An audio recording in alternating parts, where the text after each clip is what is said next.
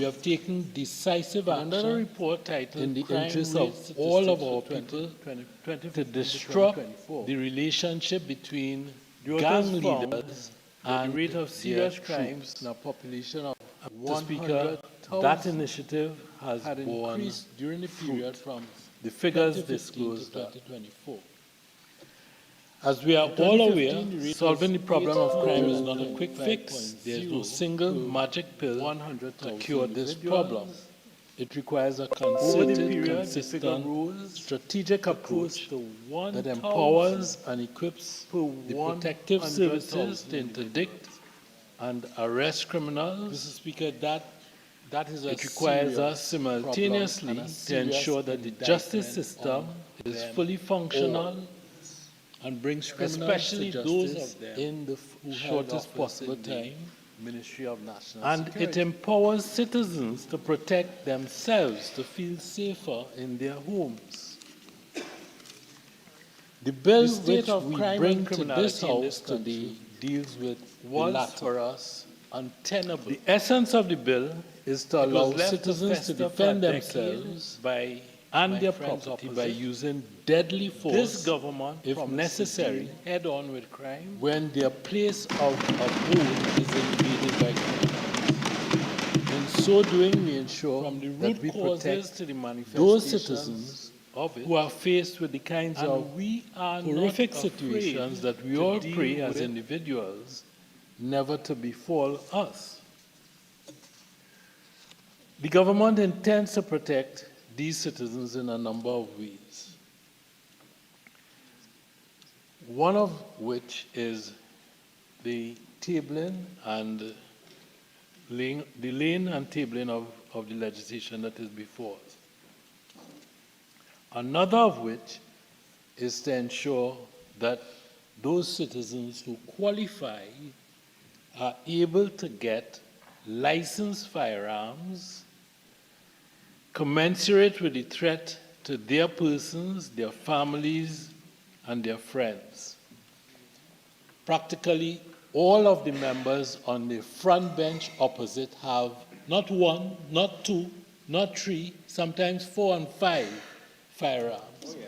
Yet they tell ordinary citizens, none for you, and they get to the point where they have to donate to the police. They have to donate to the police weapons which are of dubious legality.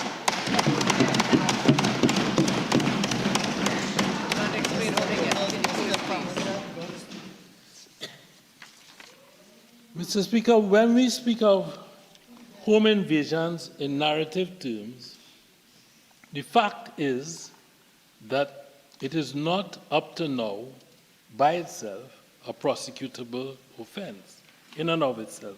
Housebreaking is an offense, burglary is an offense, robbery is an offense, but home invasion is not. My friends opposite cared so little about the citizens that voted for them in the first place that little or nothing has been done by way of the drafting of sound legislation to add protections to our citizens from criminals for an entire decade.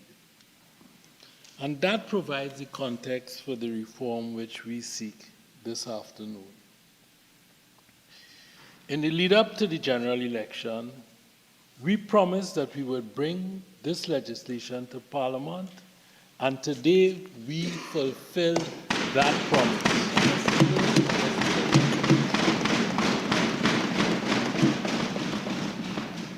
Mr. Speaker, if you look at the bill, philosophically, it is based on a long-established maxim that a man's home is his castle. There's a rule that stems from Semain's case.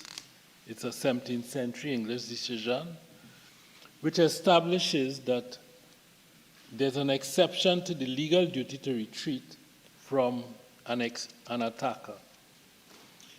The doctrine is that a lawful occupant of a dwelling house has the right to use necessary force, including deadly force, against an invader this is what we are now doing, without retreating from that individual, if the occupier reasonably believes that the invader would commit an offense against him or others in the dwelling house.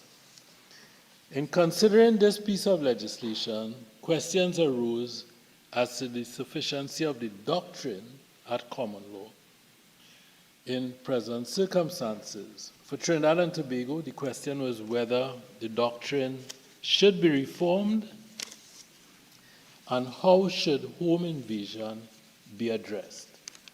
I referred those questions to the Law Reform Commission of Trinidad and Tobago after the Prime Minister directed me to do so, to develop a policy position for our country. And I am pleased to see that the Commission conceived of recommendations and a bill that was accepted by this government, well suited to our criminal justice system, is now before us. In its policy paper, the Law Reform Commission, the policy paper is titled Protection Against Home Invasion in Trinidad and Tobago, an examination of Stand Your Ground and other self-defense laws. The Commission found that the act of home invasion was not specifically criminalized, as I mentioned earlier, and that the Castle Doctrine, while it remains relevant, required clarity in terms of its application in our modern society. We proceeded on a series of public consultation exercises. Those were done by the Law Reform Commission and members of the government. I believe that the opposition may have done some of these consultations as well. It is my understanding that the Commission focused on the sufficiency of existing law to address home invasion. This involved determining the key elements of the activity, how they differed from acts such as trespass, forcible entry, forcible detainer, which activities are already regulated by legislation, but which does not expressly include or could be reasonably inferred to include the key elements of home invasion. The Commission drew upon the various local and international media reports, studies of incidents in Trinidad, generalized elements of home invasion. They also looked at legislative precedents throughout the Commonwealth and in certain parts of the United States. They came up with a series of proposals with respect to home invasion itself. Number one, they said a physical intrusion into a specific class of premises used primarily for domestic living, for varying individual and family arrangements, that should be the center of their attention. The intrusion, we said earlier, a physical intrusion, the intrusion into the premises should be, the focus should be, the method of entry would, in Trinidad and Tobago, often involve deceptive entry, as in the case of 6 persons who pretended to be police officers recently in November the 5th, 2025 in Siparia. And they said, alternatively, they may physically force entry, they may use surveillance to gain access, they may disable alarm systems, or use a combination of those tactics. Those who resist may or may not succeed in stopping or driving away their attackers. There may be individuals known or unknown to the invader inside the premises at the time of the intrusion. Mr. Speaker, only just last week, a senior government official was robbed at a home in Belmont in front of an elderly person and child. That experience was reported in the Trinidad Express 4 or 5 days ago, on the 21st of November 2025. The invader's approach often involves physical assaults, threats, intimidation of the occupants. The invader uses these actions to command, overpower, and diminish resistance from those individuals. The invader intends to use the opportunity of the successful intrusion to commit crime, including appropriation of property, crimes against the person, and so on. Finally, sometimes other acts, intentional or not, lead to the death of occupants. Murder or manslaughter are all too common during home invasions. The cases are numerous, the stories horrifying, and the traumas to families and communities can last a lifetime. Mr. Speaker, these features distinguish home invasion as a different type of activity from others explicitly criminalized in Trinidad and Tobago. The Commission's findings were partly guided by its study of local conditions, international scholarship, and by comparative assessments of legal developments in other common law jurisdictions. They looked at the Federated States of Australia, they looked at Canada, they looked at England, Wales, Ireland, and specific states in the United States. The stand your ground doctrine, which they came up with, is a unique and evolved legal doctrine that reflects elements of America's early jurisprudence, constitutional law, and social history. It's not the same as the English castle doctrine. That's evident by the rulings of the early American courts. English common law required a duty to retreat and gave priority to patriarchy in property rights. There was a duty to protect one's family and self-preservation. The Americans were different, and their position was also influenced by the proliferation of firearms to defend occupiers. Now I turn now to the recommendations of the Law Reform Commission. Bearing in mind the factors that I outlined earlier and the evolution of the law across the Commonwealth, the Commission recognized that reform was imperative and that the law should be modernized. They made the following recommendations. 1, codification of the Castle Doctrine to complement the current legal framework of the criminal justice system. 2, specific criminalization of the act of home invasion. 3, specific creation of 2 statutory defenses to the act of home invasion. First, relating to self-defense and defense of another against a home invader. And the second, which is slightly new, relating to the defense of property against a home invader. Now I'll turn quickly to a summary of the bill. It's only 9 clauses in length. The bill interpolates the Commission's recommendation.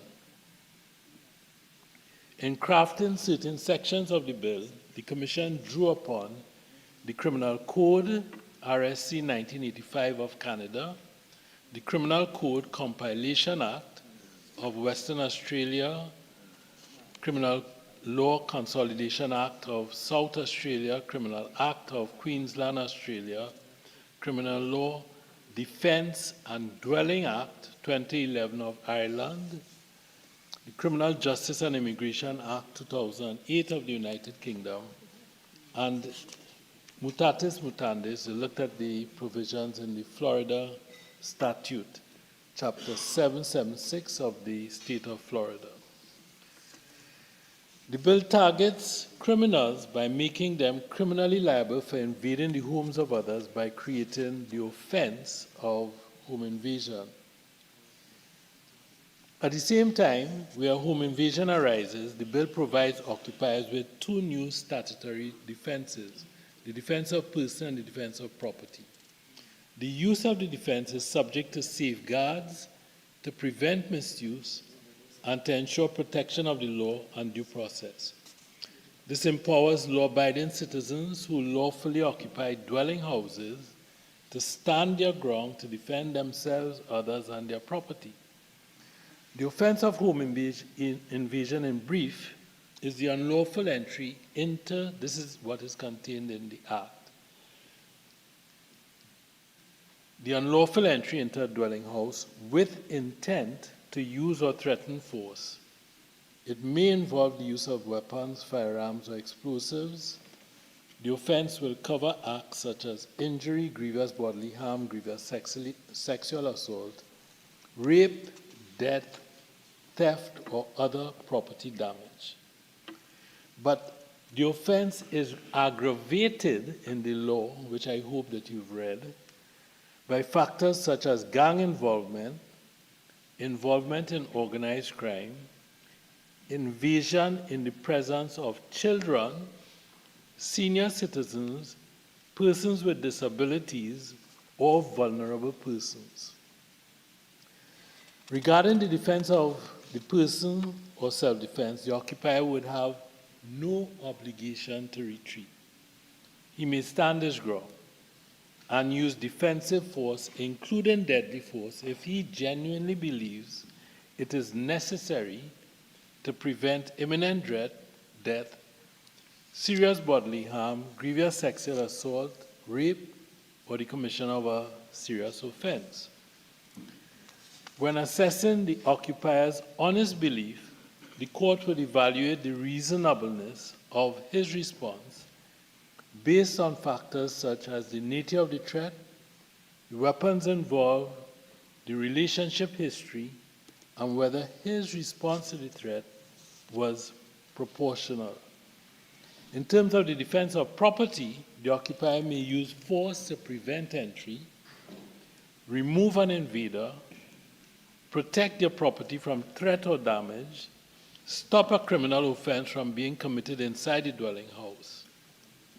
The bill states that the use of deadly force would be justified if it is reasonably necessary to remove an intruder or to safeguard property.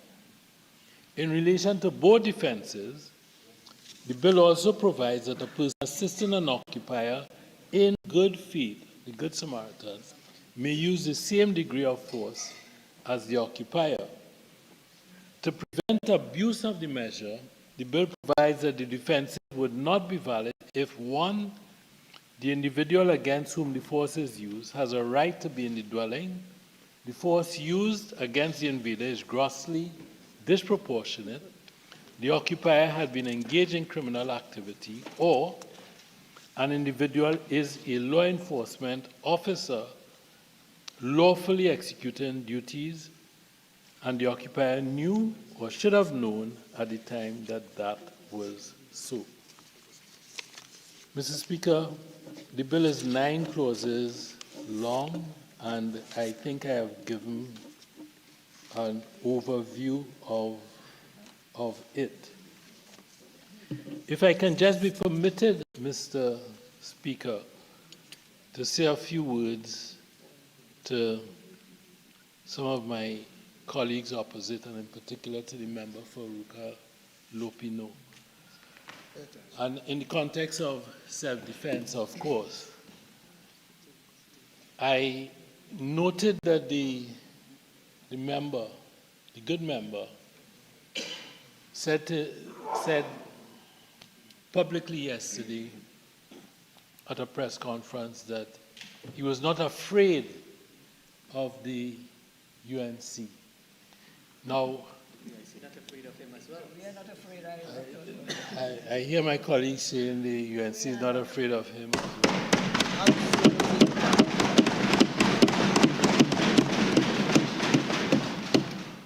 But I want to assure him that this bill provides for self-defense, and he should not be afraid of anyone. But it reminded me, Mr. Speaker, I have a young son, and when he was 4 years old, he would tell me, think perhaps on the first occasion when I tried to turn off the light when he was about to go to sleep. He said, you know, Dad, I'm not afraid of the dark. He was terrified. But I went close to the switch and I said, you know, I need a night light for him. So I didn't turn on his, I left him with the light on that night.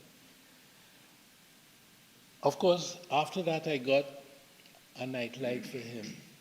And I just wanted to tell the member that I have night lights. His face reminded me, because there was some terror in that face when he said, I'm not afraid of the UNC. Terrified. But I have a night light for him, and I will share it with him. I still have it. Okay? Mr. Speaker, and on a personal note, I've never been referred to the Privileges Committee. I've been here since 2003. And I welcome my visit to the Privileges Committee. If so be it, because I wish to face my accuser and explain the truth behind it. Mr. Speaker,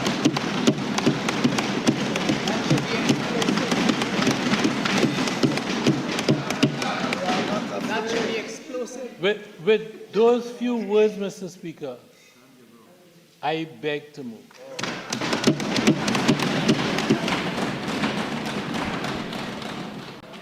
Honourable members, I shall now propose the question for debate. The question is that a bill entitled An Act to Establish the Offence of Home Invasion, and in that context, to provide that a person has no duty to retreat when acting in self-defence or defence of his property, to provide that a person may use defensive force, including deadly force, to protect himself, his property, or another person in his dwelling house, and to provide for related matters, be now read a second time. Member for Port of Spain South.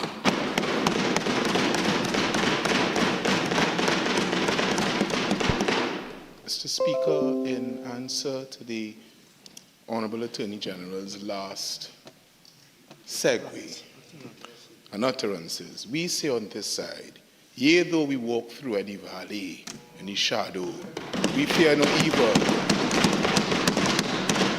because we are comforted by the rod and the staff. That's our side.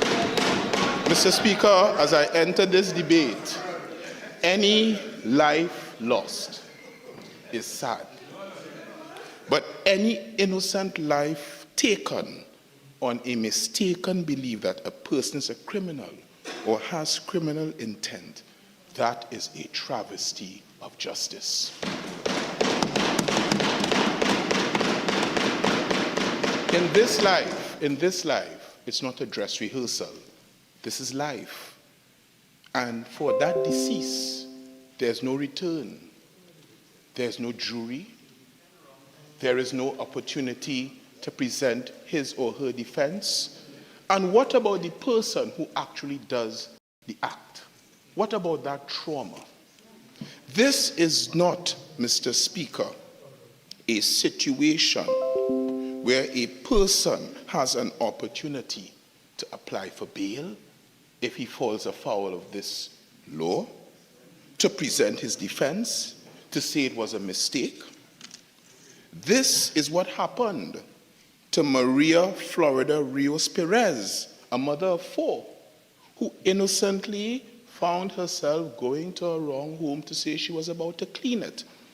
She was killed. There is no return. She's dead. That is the mischief of this bill, Mr. Speaker. There is a problem, and we admit that there's a problem. Crime and the protection of property and persons' personal security is a problem. But this bill is not the solution. This bill is a disproportionate, lazy, populist policy from an indolent and lazy, incompetent government who does not want to do the hard work. It is the bill and it is the piece of legislation of an administration who I say is hell-bent on destroying the very fabric of this society called Trinidad and Tobago, where we say that every creed and race must find an equal place. This bill is a floating jurisprudential fig leaf, Mr. Speaker. It is vague, it is obscure, and it offends the principle of legal certainty.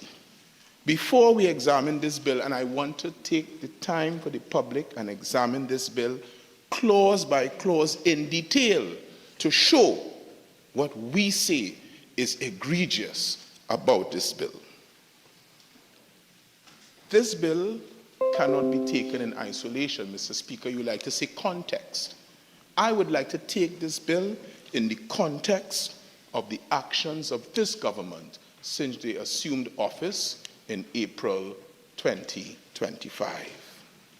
It is critical as we debate this bill that we see a government and we understand that this government simply cannot be trusted.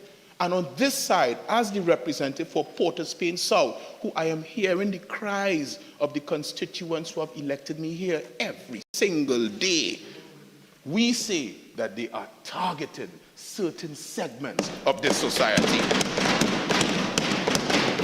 Third, and the example I give to you, and I put this bill into context, Mr. Speaker, 35,000 jobs, CPEP and URP lost. That is a target of this government, of people in this society.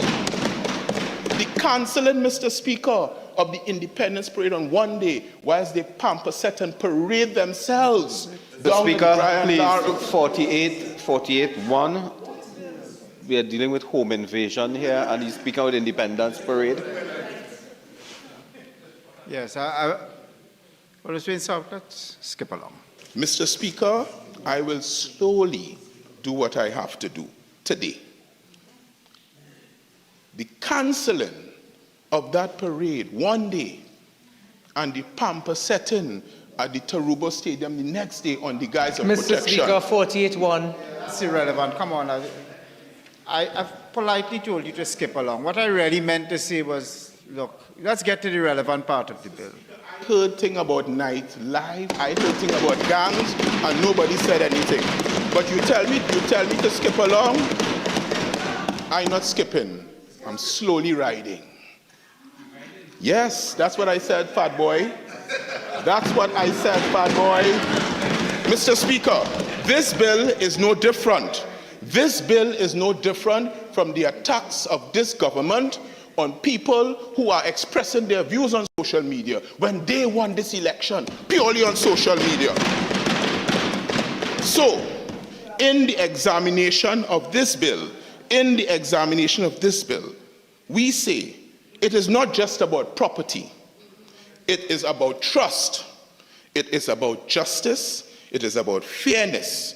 And it is about a society at work which we say is under attack. The government seeks to pass this bill that gives citizens the right to use potentially deadly force against anyone who they perceive to be a home invader with no duty to retreat. That is the essence of the bill.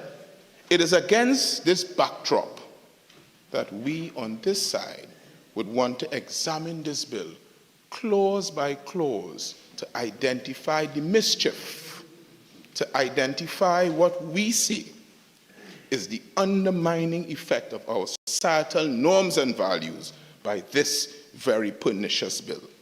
It purports to protect homeowners, but it creates far more dangers than it resolves. It undermines the Constitution, it invites vigilante justice, it threatens vulnerable persons, and it endangers all citizens of Trinidad and Tobago. The opposition supports firm action against violent criminals, and we understand what is being faced. But, Mr. Speaker, a law designed to protect citizens must never put innocent persons at risk. It must not override constitutional rights that are guaranteed unnecessarily. It must not create more opportunities for bloodshed inside the very homes it is claiming to protect. Let me now do a clause by clause, Mr. Speaker, a clause by clause on this bill to show and to support the point I am making. The Honorable Attorney General did not condescend to a clause by clause, but I will do that because I think it's necessary that the population understands what is going on. Mr. Speaker, I start with clause 3, the interpretation section of this bill. The definitions are everything in law because a definition tells you what you're working with. And clause 3 exposes the true danger of this bill. Dwelling house and curtilage. It says that the bill says that a home includes yards, garages, driveways, shared hallways, temporary structures, even boats or vehicles used as homes. If someone enters these spaces, the occupant may just legally use deadly force. Think about it, Mr. Speaker. A dispute between tenants may end up in a potentially deadly situation. Mr. Speaker, a confused elderly neighbor, as happened in Tobago. Correct. As happened in Tobago. All now are ripe for potentially lethal encounters. Let us go to home invader and see what home invader says. A home invader, according to the definition of this bill, means a person who knowingly enters or remains at a dwelling house in which he is not an occupant with the intention to carry out a home invasion. Mr. Speaker, when this definition is taken at its face value, it broadly describes anyone. It could be a guest who refuses to leave, a tenant in a landlord-tenant dispute, a person entering by mistake, even someone, Mr. Speaker, seeking shelter. This is the mischief of this bill. In other words, if we are correct, ordinary social life is being equated with violent crime. Someone presenting those Watchtower magazines, Mr. Speaker, what happens then? Mr. Speaker, this bill is pernicious and it has far-reaching consequences. Let us look at the definition of occupant, Mr. Speaker. May I take you respectfully for that? Occupant, everyone from owners to tenants and family members to employees, visitors and caregivers may now use deadly force. That is not the Good Samaritan principle, Mr. Speaker. That is opening up deadly force to anyone and all and sundry. And we say that's the danger of this bill. Clause 4, stand your ground. And I don't want to misquote it, Mr. Speaker. Mr. Speaker, may I allow to, thank you kindly.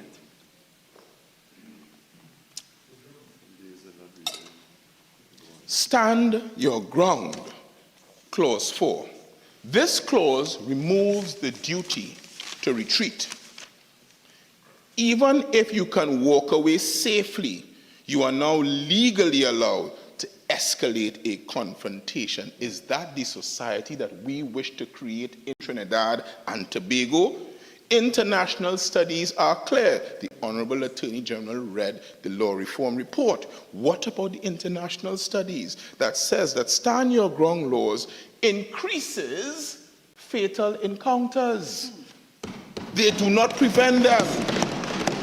Do we want to increase fatal encounters in Trinidad and Tobago as a solution to crime? Clause 5.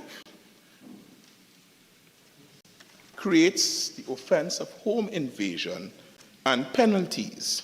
Home invasion now includes entering unlawfully and staying after the invitation is withdrawn. If for the season we can afford alcohol, Mr. Speaker, and you parang the wrong house, you know what happens? Stand your ground. Stand your ground. Don't do it again. Using or threatening force, inflicting injury, stealing, or destroying property. Mr. Speaker, how could stealing have a consequence of death? How? In what society that respects human dignity could stealing have the consequence of death? Penalties are draconian. 20 years for a basic offense, and we understand 25 years if the offense is aggravated. But the fly in the ointment is that even if there is no intent to kill, there is still this penalty. And now I want to use my experience as a criminal attorney to give the public a warning about the perniciousness of this act. Do not trust this government and what they sell you. When you examine this bill alongside the real estate of our justice system, a chilling reality emerges because members and citizens of Trinidad and Tobago, this bill does not allow you to use it and kill someone and escape the scrutiny of the courts, you know. You still have to go through the judicial system. So let's examine that step by step. It does not take away the oversight of the court. And what it does is it widens the scope to those who can use violent force like ordinary citizens. But an ordinary citizen having the belief, so we flip the bill and we understand. So we're not talking about the invader, we are talking about the citizen in the home who has used what they consider lawful force, might end up being an accused in a courthouse for murder. What happens then? Our current judicial system, we cannot bury our heads in the sand, means that for murder, what does bail say, Mr. Speaker? Only in exceptional circumstances are you allowed to obtain bail for murder. So you say you're using stand your ground, so you're emboldened. You went, you qualified for your firearm. It's now liberal, the system is liberal. You use it, yes? You now kill someone, you say was invading your home, but you're before the courts, Mr. Speaker. The first thing, if you're charged with murder, no bail, unless it's exceptional circumstances. But let's see how long your case will take to come up. They haven't created a special court like as was done in Hines and the Queen in Jamaica. They didn't do that. And even if a special court is created for this, that will create inequality of treatment for others who are awaiting murder trials for over 15 years. So that's not a solution. So you're before the court. And what that means in practice is that someone who may have made an honest mistake could find themselves relying on this piece of legislation, charged for murder, being denied bail, and remaining on remand in custody for over 10 to 15 years. I have not heard anyone, I've not heard the Honorable Attorney General address that issue. What about the chronic backlog in the court cases? Even with a jipper, this cannot be cured. Under this bill,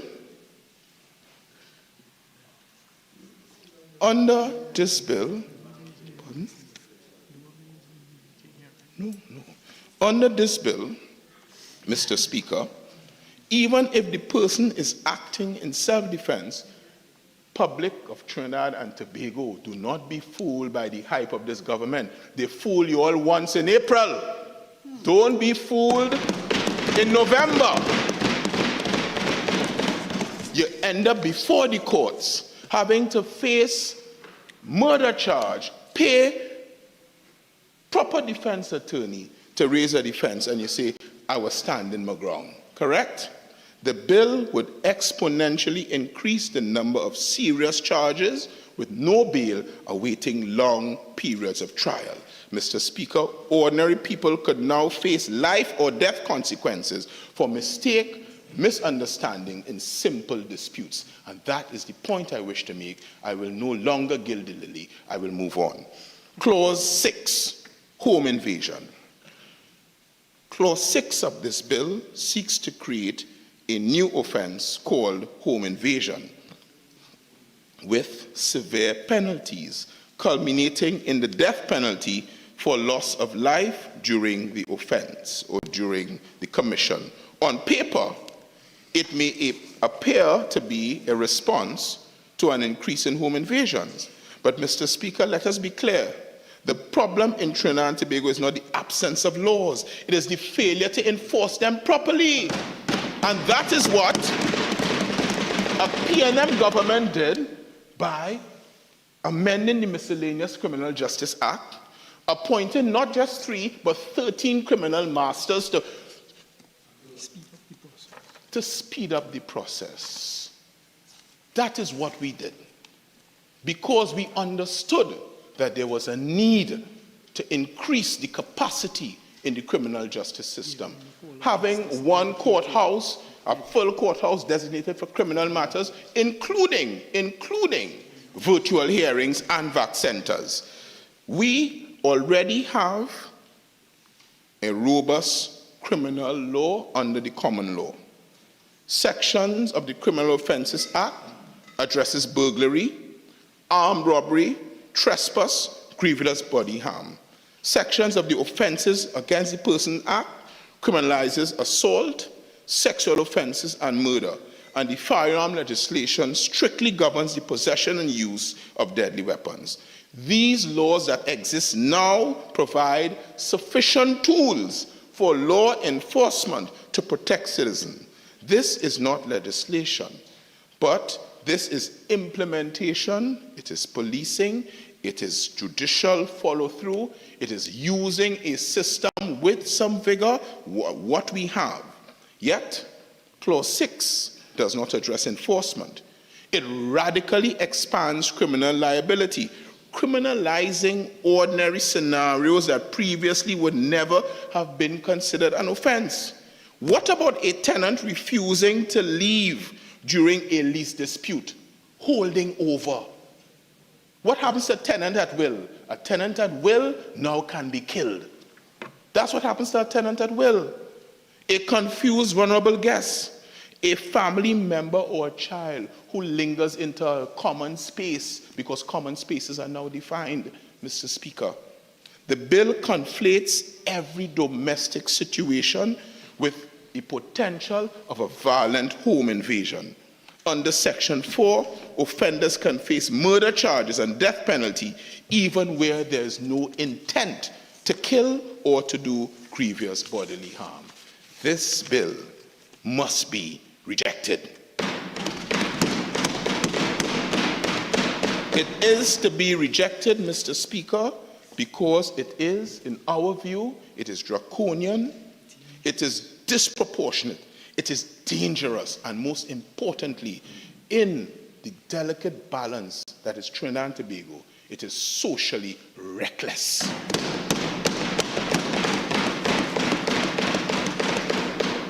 We say it will not make homes safer. What will it do? It will encourage the use of lethal force in trivial situations. It will exacerbate domestic disputes.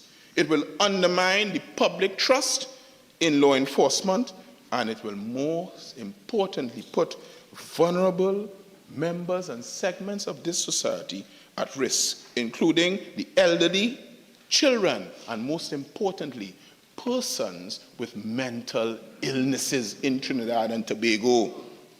The reality is that law-abiding citizens already are at risk, not because the laws are absent, but because enforcement is not as it should be. Yet data shows, for example, let us look at the detection rate. Let's do some science. Trinidad and Tobago Police Force data shows that detection rates for burglary stand at 15%. Introducing radically expanded definitions and extreme penalties will not solve that. It will not increase that rate. It will create more violence inside the homes. Mr. Speaker, the opposition does not oppose effective measures against violent intrusion. But Clause 6, as is drafted, is not a solution. It is a danger. A danger. And we say that it ought to be rejected. Let me go now to Clause 7. Mr. Speaker, much of what I have to say about Clause 7 applies mutatis mutandis to Clause 8, because there are different attaches, but it's the same principle that applies. So let us look at Clause 7, that of self-defense. Mr. Speaker, on its face, Clause 7 appears empowering, but upon closer examination of this clause, it raises profound questions about consistency, fairness, and practicality. Let us begin by reading into the record the government's own wording of Clause 7. Clause 7 states that an occupant has no duty to retreat and has the right to stand his ground against a home invader and use or threaten to use defensive force. That is the starting point. No duty to retreat. The occupant must stand his ground, act instinctively, act immediately, act under pressure. But then, Mr. Speaker, when we turn to Clause 7.2, this is where the contradiction emerges, because although the government said there's no duty to retreat at Clause 7.1, 7.2 subsection K requires the court to consider where there was a possibility that the occupant could have safely retreated. In other words, when the occupant in the heat of the moment says, I am relying on stand your ground because I have no duty to retreat, the court, in analyzing the situation at the end of the day as the ultimate arbiter, will consider and will have to consider under 7.2K whether there was a possibility of the occupant to retreat. So on the one hand, subsection 1 tells an occupant, you need not retreat, stand your ground. But on the other hand, subsection 2, subsection K says, after someone is injured or killed, the court is asked to evaluate whether the occupant should have retreated. Whether or not the occupant should have retreated, how does that bring back to life? How does that resuscitate the dead? Let us say that there was a ground for retreat, and the court held there's a reason. What happens to the family of that person who will now have to deal with, well, you know, the perpetrator, the homeowner, the person who is claiming under this bill could have retreated. What does that mean in a society of Trinidad and Tobago for the family? Where is their recourse in this bill? Where is their recourse? How are citizens meant to reconcile these two instructions in real time? Are you supposed to consider, well, I shall retreat, but you know if I don't retreat, the court will consider if I have to retreat? That is the real-time assessment of these two incompatible clauses, Mr. Speaker. Mr. Speaker, Clause 7.1 imagines a scenario of intense pressure. As Justice Volney used to say, in that split second, anything can happen. But juxtapose 7.1 and 7.2, when the court must examine up to 14 separate factors. Mr. Speaker, with the greatest of respect, here is what the court has to look at, all the factors. The nature of the threat, the imminence of force, the availability of alternative responses, the weapons, age, gender, mental health, prior history. When a homeowner, when a person claiming self-defense is acting under the Dutch courage of stand your ground, bear in mind that a court, even if you don't consider it citizens of Trinidad and Tobago, a court will consider all these things and weigh up your actions in this context. Mr. Speaker, with the greatest of respect, how can any citizen in the dark of night, awoken from sleep, possibly contemplate all these 14 factors which the court must contemplate? Even a trained police officer, like the member for Tunapuna, honorable member, who boasted, do not process that thought process in the heat of the moment. So I concede some considerations can indeed arise naturally or instinctively, but not all, Mr. Speaker. And that is why we say that the introduction of this bill needs to be a retreat. There needs to be a retreat. And retreat doesn't mean defeat, you know.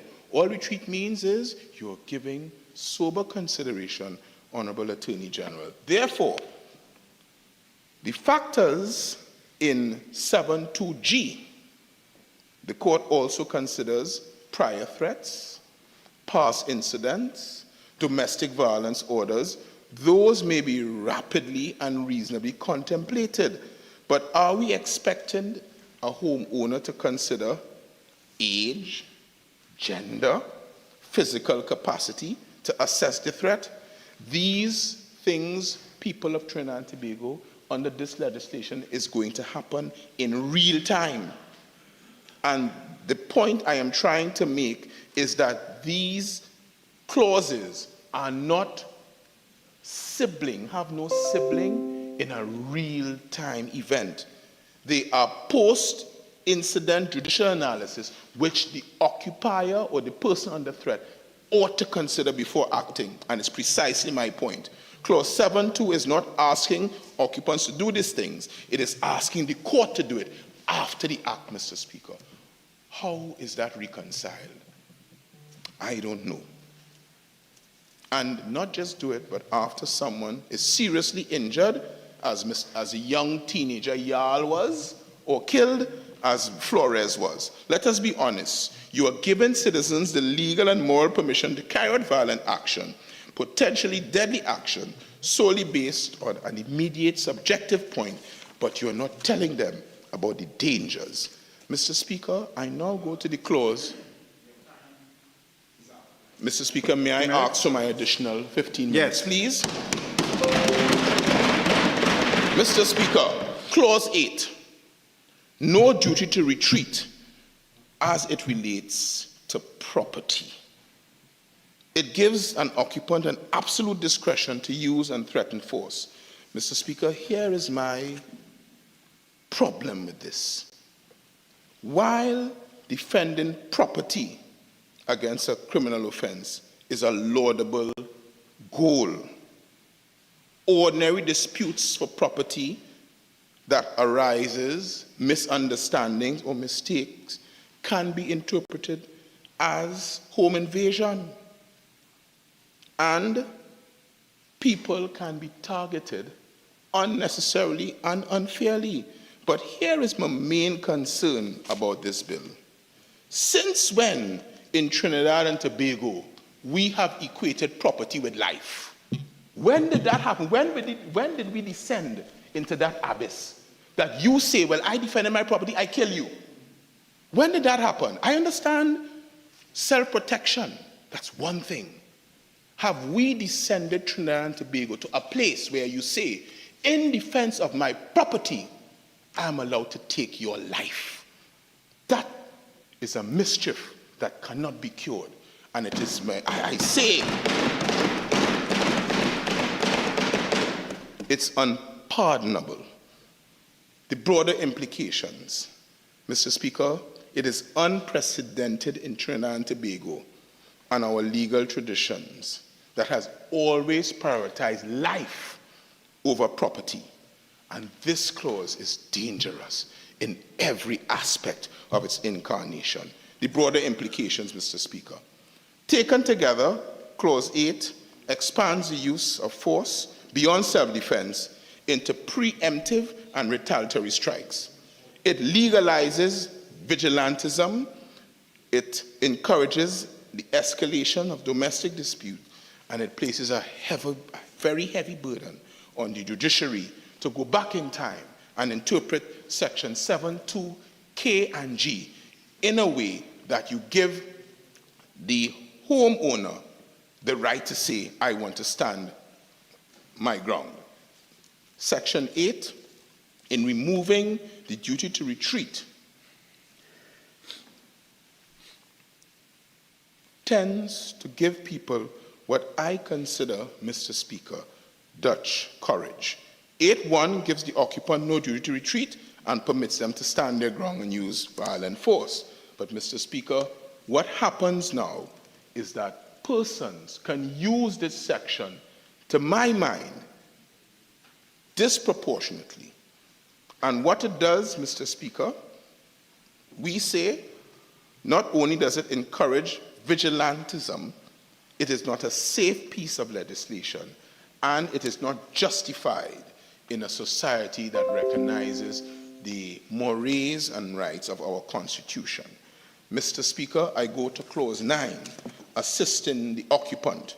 Mr. Speaker, I now address a troubling provision in this bill that allows any person, not just an occupant, to intervene in a so-called home invasion and use the same degree of force as the occupant. Mr. Speaker, I know you recall the case of transferred malice. What does this do? So an occupant who has a guest, the guest can extrapolate a risk and use the same force as the owner whose life is perceived to be at risk. How could this bill make any sense to right-thinking citizens of Trinidad and Tobago? This is not a minor detail, you know. It is a fundamental shift, and one that turns private citizens into armed enforcers and private homes into zones of violence. We, on this side, we oppose this in the strongest terms. It expands lethal force beyond trained occupants, opening the way for grudges to come forward, opening the way for vigilante justice, Mr. Speaker, opening the way for arbitrary actions which take people's lives. And I go back, Trinidad and Tobago. Life is not a dress rehearsal, you know. Whatever your life view is, this is life, you know. When the person dies on this field, they're dead. It drastically increases the risk of wrongful killings and tragic mistakes, and it authorizes in a way that we say that is not justifiable the use of force. What happens to a wrong address, a panic guest, mistaken identity, vulnerable people, tenants, restaurants, domestic workers, the elderly? They all become at risk because of this clause. We say that it undermines the rule of law, due process, and the constitutional protections that are enshrined in our laws. It normalizes violence by giving a legal owner and some occupant, an arbitrary occupant, a cover for armed intervention, and it promotes shoot first, ask questions later. This bill and this clause does not preserve our homes. It transforms our homes into potential crime scenes, and it labels it self-defense. If the government was truly interested in safeguarding households, then it will concentrate on law enforcement, timely justice, and beef up crime prevention instead of doing what is being done now. And I therefore urge this House to reject this clause in its entirety. Clause 10, the exception. Mr. Speaker, how much more time do I have? Just asking. Thank you, Mr. Speaker. Clause 10, the exception. I now turn to that clause, which sets out the exceptions under which self-defense and stand your ground provisions do not apply. On the face of it, clause 10 seems to offer safeguards, but Mr. Speaker, the so-called safeguards are inadequate, and we say illusory at worst. They do little to neutralize the dangers embodied throughout sections 7 and 8. The phrase grossly disproportionate force, it is too vague, and in any event, it is too late. Who will consider this grossly disproportionate force in the heat of the moment? Seriously, Mr. Speaker, are we serious? Section 10b says the defense fails where the degree of force used by the occupant is grossly disproportionate. But what constitutes grossly disproportionate? The bill does not define it. The court will have to look at all the circumstances. I suppose they will have to examine the factors under 7, 2, K, and G and say, well, they're grossly disproportionate. My point is, though, does the homeowner in real time have that latitude? And the answer is no. And similar views, that's why we said, and I said in opening, that this law offends the concept of legal certainty. In short, grossly proportionate is an after-fact filter, it is not a preventative check for the unjustifiable loss of life in this country, particularly if I link it and I juxtapose it to the concept of defending property. When did property equate itself to life, though? When did that happen? I missed something. Or is it April 28th? Subsection 10, C, D, and E disclaim protection when the occupant is engaged in criminal activity. This is standard and it's necessary. But the danger emerges from the earlier clauses. The bill defines home invader extremely broad and allows the use of force even against persons whose presence was previously lawful, Mr. Speaker. And that is the beef that we have with the broad tenets of this bill. Mr. Speaker, Section 10(3) deals with mental impairment and intoxication, limited and reactive. It's not preventative. Section 10F excludes protection of any occupant using force while substantially affected by voluntary consumption of drug or alcohol. While commendable, it only addresses one narrow risk. It ignores the widespread risk of mental illness and genuine misperception, panic, gender bias, racial bias, social bias. None of that is addressed by this piece of legislation. In a split second, all of these factors could be taken into account. That is why we say this bill ought to be rejected. Mr. Speaker, the bill expands the definition of dwelling and associated places. It allows defense of property and removes the duty to retreat. What we would want to advance here, Mr. Speaker, is that the common law seems to be very adequate as it stands now, or better equipped to deal with the situation or the dangers that the government says pose at this time. This bill fails to prevent murders based on misperception, fear, and prejudice. And prejudice is something that we must address in Trinidad and Tobago, Mr. Speaker, because we live in a land that prejudice, unlike any other country, prejudice exists. The use of deadly force to protect property. I still can't wrap my head around that. The violent escalation of domestic disputes, tenancy conflicts, mental health crises, innocent mistake, erosion of constitutional protection for life and security. If this House and if this government is serious about protecting its citizens, not to empower them to kill under suspicion, then Section 10 is not enough, and they ought to reconsider Section 7 and particularly Section 8. I went through the sections, Mr. Speaker, to show the dangers that have been created with this piece of legislation. After careful consideration of this bill, along with the definitions and powers that they create, I submit to this House that this bill is not a safeguard for citizens. It's a dangerous license for lethal force and unnecessary violence. It buys and it ties right into the psychology of violence, Mr. Speaker. The bill, by giving wide discretionary powers to individuals to use deadly force, often based on fear or suspicion or misperception, undermines the rule of law.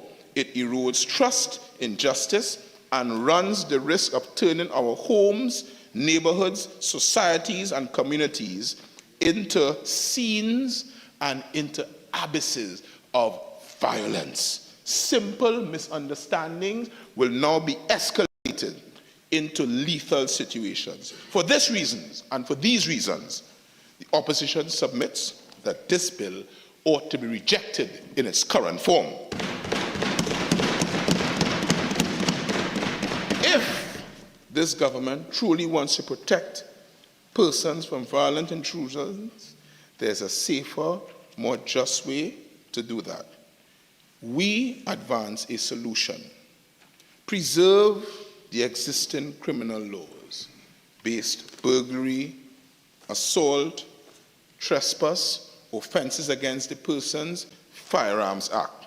Strengthen law enforcement and policing. Improve prevention of crime and social investment in the society. The social investment and the erosion of, Mr. Speaker, that is why I was thunderstruck by the objection taken by the Honourable Member for Oropouche East. The erosion of people's jobs creates a society that is unjust. And they can't live it down, not even Mr. Collateral Damage. Craft legislation that is narrowly calibrated to protect life and not property. Craft legislation directed to protect life. Don't equate property with a life.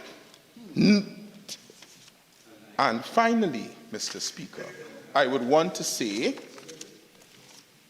reasonableness and proportionality is absent from this bill. Anything less than that is a surrender of public safety and a betrayal of justice. It's a danger to innocent lives, and it's a betrayal of the people of Trinidad and Tobago and our way of life as a country in Trinidad and Tobago. When one segment feels disenfranchised, the whole country suffers, Mr. Speaker, because we all have to live on this rock called Trinidad and Tobago. With these few words, I make my contribution, and we reject this bill in its current form. Thank you, Mr. Speaker.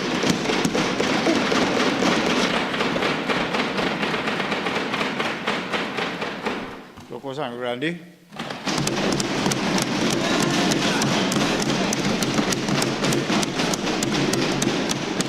Mr. Speaker, let me start where my learned friend left off, where one section of the society feels disenfranchised. The whole society suffers. The whole society and a great deal of law-abiding citizens have been disenfranchised in their own homes in the last 10 years. So, who is he speaking about being disenfranchised? Because it obviously has to be the criminal class. And I realize that my learned friend left his criminal defense attorney lawyer hat. Well, he should have left it, but he walked with his criminal defense attorney lawyer hat from the court and brought it here. And what I find disturbing is when my learned friend made the reference saying that this bill targets the constituents of Port of Spain South. What is he saying? What is he saying? I'm on my legs. You said it. You said it. Yes. Yes. Oh. Remember, he didn't actually say that. So clarify that. Yes. How does the bill target the constituents of Port of Spain South? And what, hold on, and what I find... To the Honourable Member, like he's stick breaking his ear? For the Spain South. My apologies. All right. Okay. Member for Toko Sagre Grande. I don't recall a member saying that. If you wrote it down, that's a matter for you. Mr. Speaker, and what I found really disturbing is that my learned friend spent much of his contribution talking about constitutional rights. And whose constitutional rights he was referring to? I have to ask. No, I have to pause at this juncture to pay homage to the members of the Law Reform Commission for the excellent and scholastic job they've done.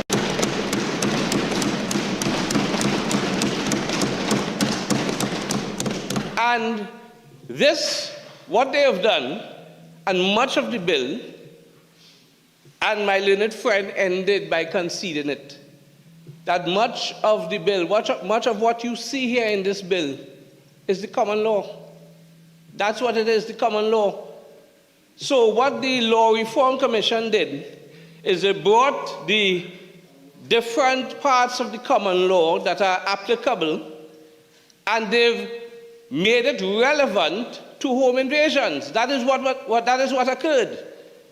So I don't know what all the big song and dance is about, and that the population should be afraid of us, because what we've done is we've brought the existing common law and codified it into statute. Much of what you see here already exists.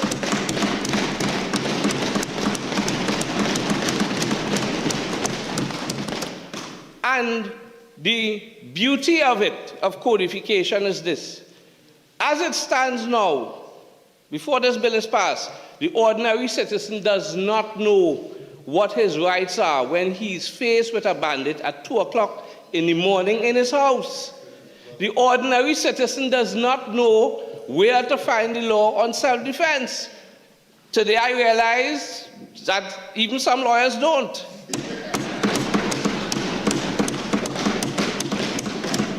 You have to go to Privy Council judgments, you have to go to judgments of the Court of Appeal, make sure that they are not conflicting with each other, and you have to basically understand what the common law is. The ordinary citizen does not have the wherewithal or the time or the expertise to do that.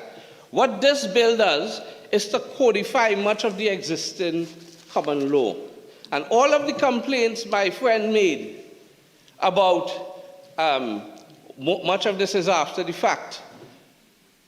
This bill, in essence, codifies and makes easy reference for members of the public, law-abiding members of the public, to know in advance, first of all, that the law of necessary self-defense as contained in this statute is there to protect the law-abiding, not as my learned friend has said. So the first thing is, my learned friend tried to attack the concept of duty to retreat. The common law says, in essence, you do not have a duty to retreat. That's the first thing the common law says. The second thing is that I don't have to wait for you to strike first. If you are in my house, and I make this point with reference to what my learned friend said about property. If you are in my house at 2 a.m. in the dark with you and your friends, should I wait to see whether you are here to steal property alone? Yeah. Or should I wait to see whether you are here to rape my daughter who you may have been looking at? Or whether you are going to kill me because I identified you? No, that is not how the law works.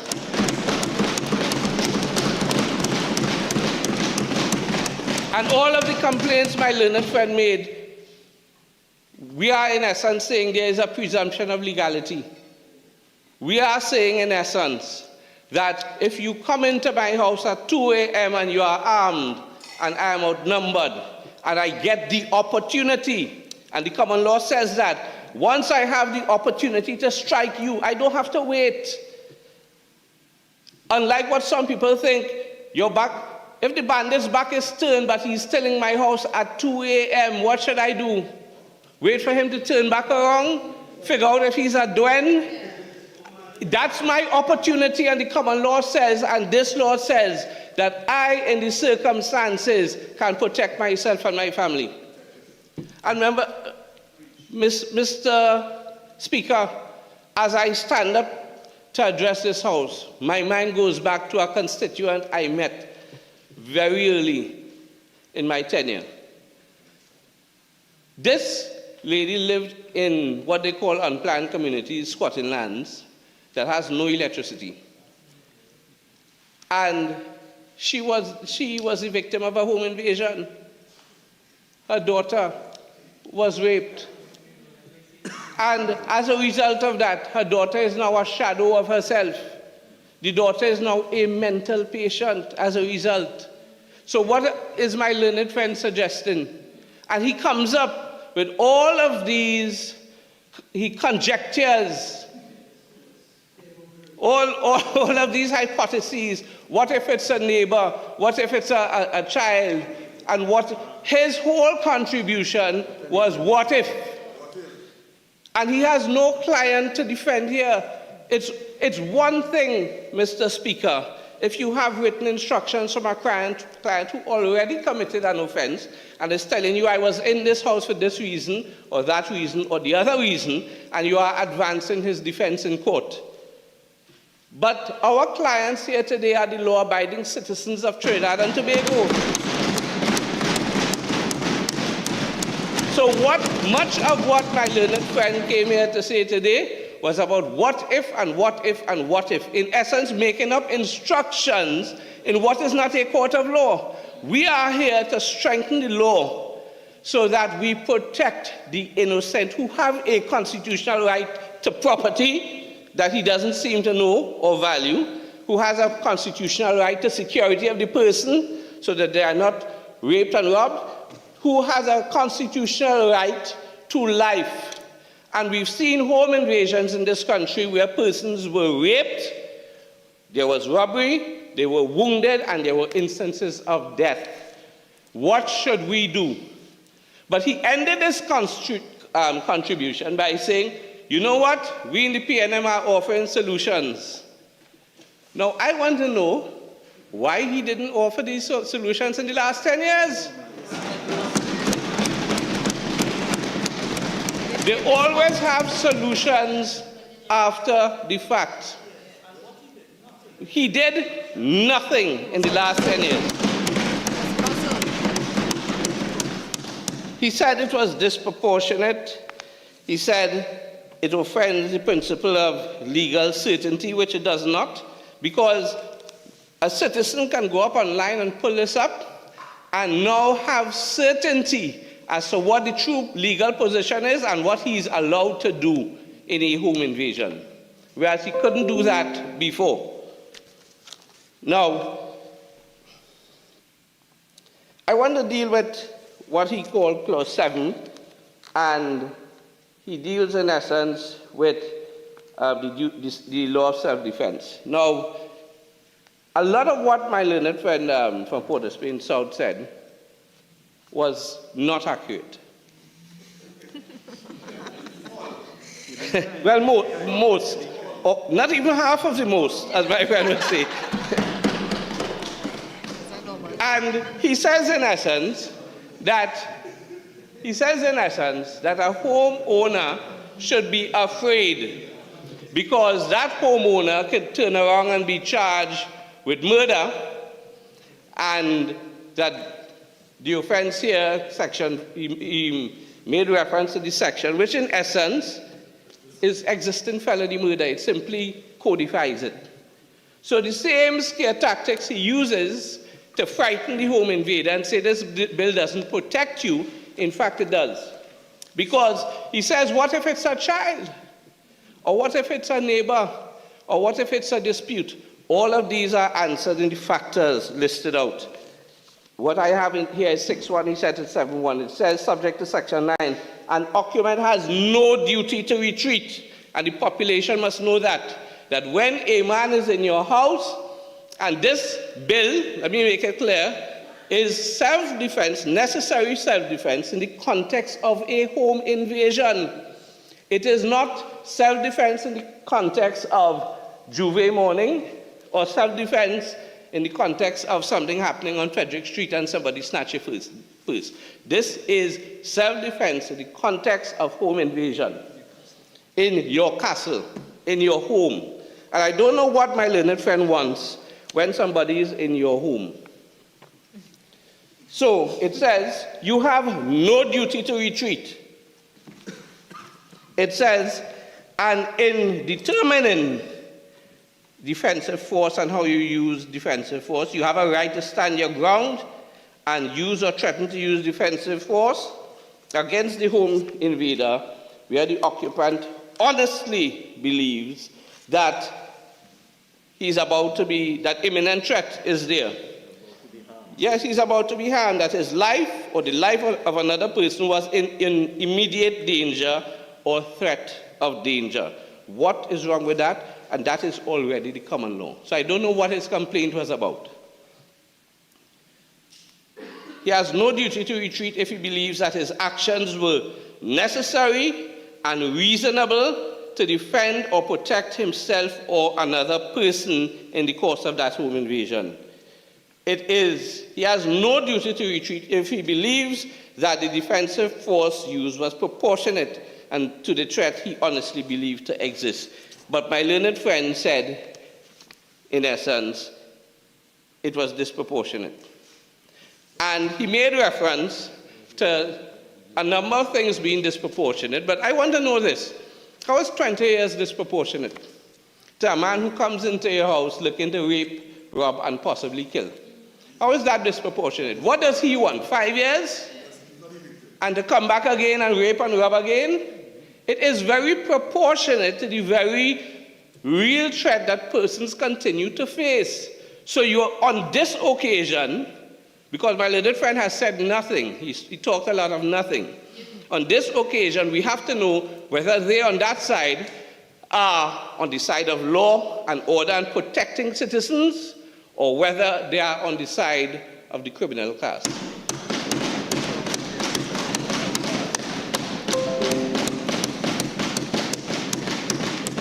Let me read from the bill so that we demystify what he has said. When determining whether defensive force was reasonable, the court shall take into account the nature of the threat or force, the extent to which the force was imminent.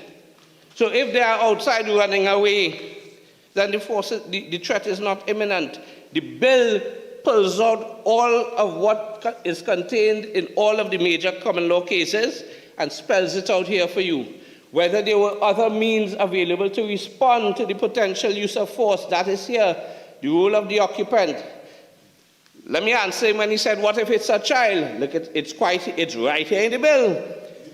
The size of the home invader, the age of the home invader, the gender of the home invader, the apparent physical capabilities, and so on. So if it's a child, and you are like me, 240 pounds, and it's a, and well, San Fernando, he says 340 pounds. If it's a child, and you see that it's a child, 2 o'clock in the morning, then of course in that situation, the law does not permit you to pull out your licensed firearm and shoot the child. That's right here. So that all of these scare tactics that my friends sought to raise, all of that is answered right here in the bill, if he bothered to read it. History, whether there was a domestic violence history, the nature, duration, and history of any relationship between the parties. So if it's a landlord-tenant situation, then obviously he didn't come here to rob. He come in to say, well, listen, I'm a tenant at will, and so on. The law, this law, as my learned friend seems to suggest, does not say, well, your neighbor come, he's a tenant at will, and he come in your yard, you can pull out your gun and shoot him down. The law does not say that. The law makes it very clear that they look at the nature and history of the parties to the incident, whether there was any prior use of force, whether there were any protection orders under the Domestic Violence Act, history of interaction or communication between the parties, the proportionality of your response. So it says, in essence, that if the so-called tenant, he says, who's a tenant at will, if he's 80 years old with a walking stick and say, well, you can't throw me out on my lass, you cannot come now and take a pickaxe and start to beat the man to death and say, well, you're in my yard. No, you can't. Because this very law says you can't. So everything my learned friend has said is rebutted by simply reading the law. Is it proportional for an old man neighbor, tenant at will, shaking with his walking stick, coming in to dispute the tenancy? Is it proportionate to take a pickaxe and beat him until he leaves and next thing he's dead? That's right here in the bill, it says no. The law looks at mistaken belief. Beckford and the Queen comes to mind. Whether there was a possibility that you could safely retreat. So my friend is saying it creates a zone of violence. No, if there really is a duty to retreat, an opportunity to retreat so that you don't have to escalate it, then you can. Again, this law does not seek to create violence, it seeks to protect the law-abiding citizens in very dangerous situations. Right. Right here again, so that the public knows that my learned friend was engaging in scare tactics.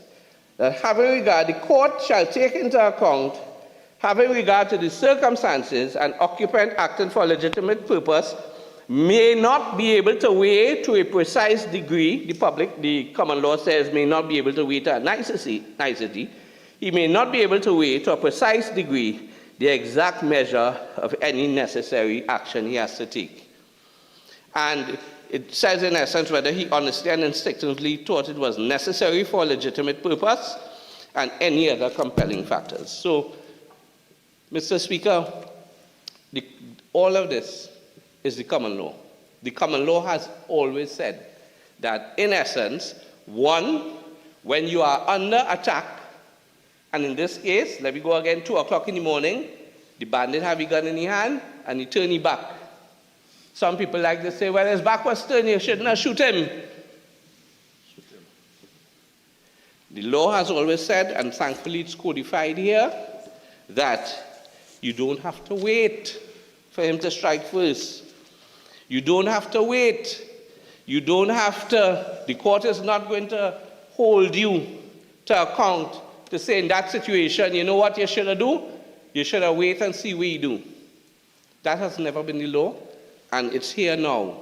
The law says when you are in that situation, you are entitled to act to repel that home invader and to repel him if need be, if necessary, right here again in clause, if necessary with deadly force. And once, looking back at it, it was proportionate. Once the bandit had cutlass and you pull out your licensed firearm, it's proportionate. What the law says in essence, if it's 3 little 12-year-old boys and all they have basically is metric rulers and stuff like that, you can't pull out your matic and lick them down. You cannot. So all of that is captured here. So I don't know what my learned friend was seeking to signal.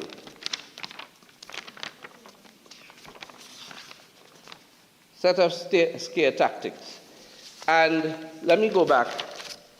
It makes it again clear the boundaries within which this operates. That is why the definition section makes reference to curtilage, whether it is the property you are seeking to defend is surrounded by a fence or not, or a natural boundary or not, or a combination of both, and so on. Once it's not a public place, it says in essence what deadly force is. Deadly force, according to the bill, is legitimate in keeping with the common law, and it says any force, deadly force means any use of force that is likely to cause or creates a substantial risk of causing death or grievous bodily harm. And defensive force means the justifiable and reasonable use of force by a person acting in self-defense. I have to commend this bill to you, Mr. Speaker. I have to commend it because it codifies all of the concepts of reasonableness. It codifies all of the concepts of proportionality. And these two concepts of reasonableness and proportionality are addressed squarely in the bill and with a great degree of certitude. So the public is not in any way misguided as to what their true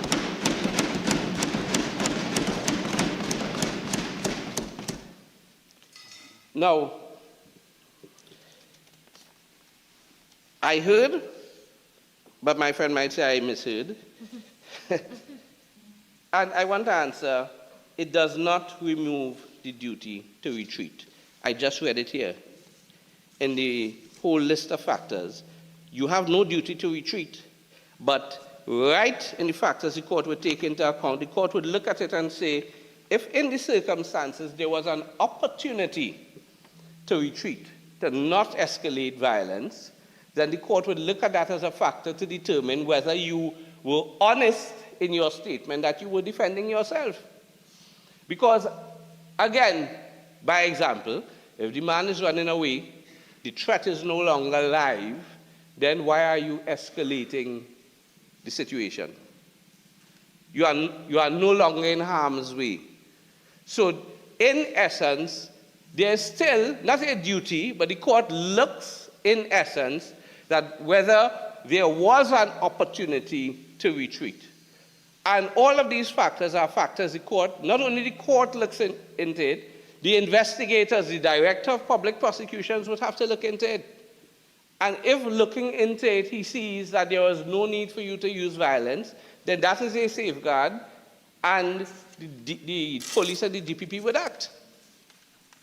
Once you act unreasonably, and that has always been the law, if you act reasonably, honestly, and with proportion, with a degree of proportion, then you are always protected by the common law, and now you are certainly protected by this bill. Now,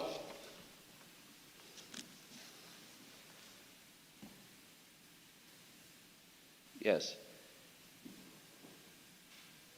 Now, Mr. Speaker, I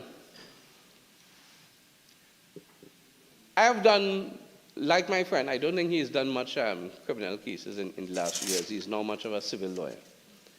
But what one must take account of, since people are saying Trinidad and the Caribbean is a zone of peace, one simply has to read the CARICOM Impacts Report. And Trinidad, which is part of CARICOM, in essence, is not a zone of peace. We have one of the highest murder rates in the world. One need only look at the statistics with respect to home invasions, which are on the rise. And this, we say, is a very good solution. Because what we are doing, we are laying the groundwork at this juncture, and very soon, as the Attorney General has said, we are going to equip the citizens with what some on the other side have 3 and 4 or 5. The citizens are going to be equipped. We in this country have to look at how other first world systems operate and how they protect. One has to look at the fact that only 15% or so of home invasions are solved. What does that say about us? On the one hand, you are complaining about how long it takes when you are inside, but on the other hand, 50 out of 100 are caught. That must be cause for concern, and it is our responsibility as a government to seek to protect all of our citizens who are subjected to these sorts of things. And it is a misconception to think that home invasions happen only in middle class and upper middle class and rich areas. Because right in places in the constituency of Toko Sandy Grande, I can make reference to places like Tattoo Trace, Brabande, and all of these places. You can make reference to these places, and there are quite a number of places in these large squatting communities where home invasions are a real thing and happen with regularity, so much so that the bulk of persons do not even bother to report it because they feel, and they might be justified in saying, so if detection rate is only 15%, then what are the chances? So a responsible government has to look at the laws and to see how the laws can protect the victim, see how the laws can protect the citizen. And this is what this bill does. This bill does not seek to protect the rights of the bandit class. This bill seeks to strike fear into the minds and hearts of the bandits. The bandits must know when they come into your house, and very soon we will give the citizens the tools. The bandits must know once they come into your house that there might be a chance, a real chance, that they might not be going out. The bandits must know it's better to, and the homeowner must know that it's better to be judged by 12 if it comes to that than be carried by 6. The bandit must know when he comes in with firepower that your firepower will be matched. The bandit must know that the citizen is protected by this law so that when he goes in, he may not come out. And that is the type of deterrent that we as a government have to provide.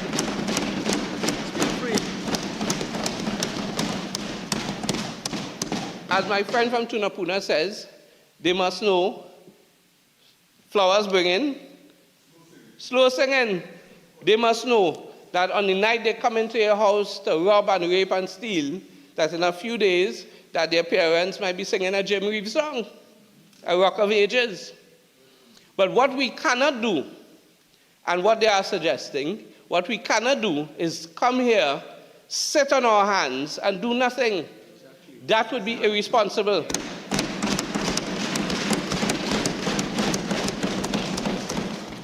So I don't need to go too much into what my learned friend from Port of Spain South has said, because he has said very little. I think the intention was to take up 45 minutes of saying practically nothing. When you read the bill, every single issue, without fail, every single issue is right here in the bill.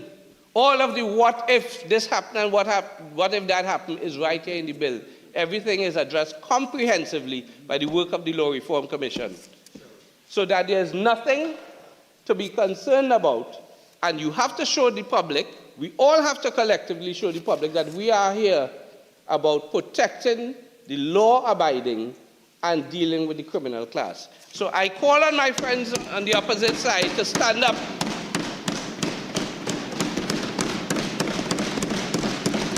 and stop engaging in scare tactics. So I want to deal with two last bits because, as I said, there's not much more to say. Do you wish your 15 minutes? Not all of it, but yes, please, some of it. Okay, go ahead. Yes, please.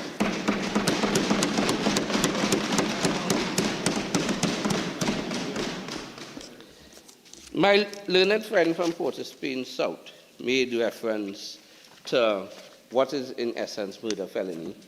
And this part says, where a person kills or is party to the killing of another in the course of carrying out the offense of home invasion, he and any other person engaged in the course of furtherance of the commission of that offense is liable to be convicted of murder. I have to ask, Mr. Speaker, what is wrong with that? If during the course of a home invasion you kill an occupant, should you not be liable for murder and the consequences that go with it? What is my learned friend really saying? But what my learned friend did not say, in essence, is that this really deals with what they call felony murder, which is already Section 2A of the Criminal Law Act as passed in this House in 1997. To bring back what is called felony murder, and contrary to what my learned friend is saying, the penalty here, while you are liable to be convicted for murder and with a penalty of death, there is still a discretion in the court. The death penalty here would be discretionary. We have also taken note of the fact that, like one of my constituents, who is now, as I said, a shell of herself, and a mental patient as a result of being raped in a home invasion, we have also taken account and created an aggravated form of home invasion. So that if you commit a home invasion as a gang member in organized criminal activity, or you commit it in the presence of a child who is likely to be traumatized for life, or a senior citizen, or a disabled person, or an unauthorized vulnerable person, the penalty is increased to 25 years. So we have added that extra deterrent. Now, my learned friend says, in essence, that we should not equate property with life. I don't know what the complaint is, but my learned friend needs to read the legislation. And of course, there's a dichotomy. And of course, the law says, in essence, the type of force you can use to defend someone other than yourself. And it makes a distinction. In fact, it spells it out, what are the factors that are taken into account and what you are allowed to do when it's defense of property. And a big song and dance was made about defense of another. From my recollection, I don't want to misquote the case, but Mr. Speaker, I know that you are a very seasoned, probably almost decorated appellate lawyer, but the case subject to correction is Williams and the Queen on defense of another. So my learned friend from Port of Spain South was making a big song and dance about saying that you are, why are you bringing this piece of legislation that you are not defending yourself, you might be defending someone else. What sense does it make? If someone is in your home, you invite someone in your home, and someone enters your home to kill that person or to harm that person, what is my learned friend saying? That you should just stand up and watch? And my learned friend cannot be saying that because Williams and the Queen, from my recollection, doesn't say that either. Williams and the Queen is common law and says you are entitled to act in defense of that other person, and you are entitled to use deadly force in defense of that person if it is reasonably necessary and if you honestly believe that the person may suffer death as a result of the attack. So when we included such a clause here, it was simply to be wholesome and to cover all of what the common law has already provided. So I have to close at this point, Mr. Speaker, by saying I commend this bill to all of Trinidad and Tobago. Maybe it's a little late. They had their, I don't know what they call that. I followed, I think it was probably one or two consultations. And the consultation seemed to center around, I don't know, it didn't seem to center around the victim, the law-abiding. Again, it was a series of what-ifs. So I have to hope that my friends on the other side would do as their own constituents want, because many of their constituents are victims of home invasions. So you have to do the responsible thing and put your stamp of approval to a law that gives protection to the citizen, so that when things happen in their house at 2 a.m., that they are not the ones who are being carried by six.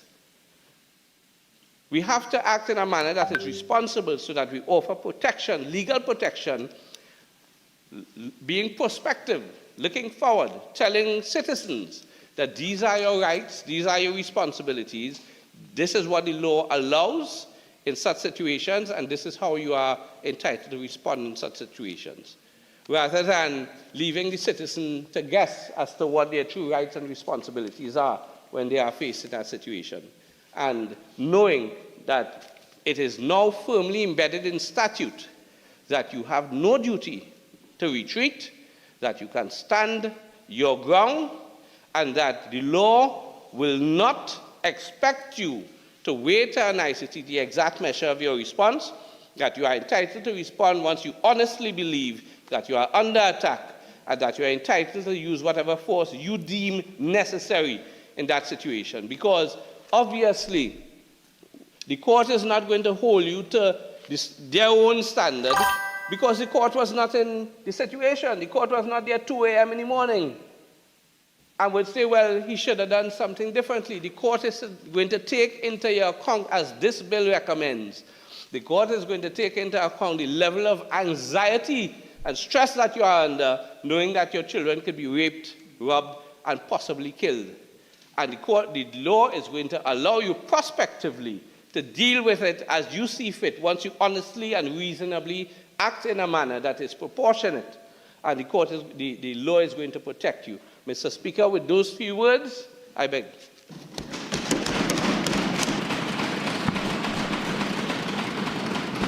Member for Port of Spain South, I recognize you, but as you're aware, the tea break is 6 minutes away. I don't know whether you would prefer to start now and come back, or whether we take the tea break now and you start after the tea break. Mr. Speaker, it may be more useful to take the break now. Yes, very well. So we take the break and we'll come back the usual 5:15. Sitting is suspended until 5:15. Thank you very much.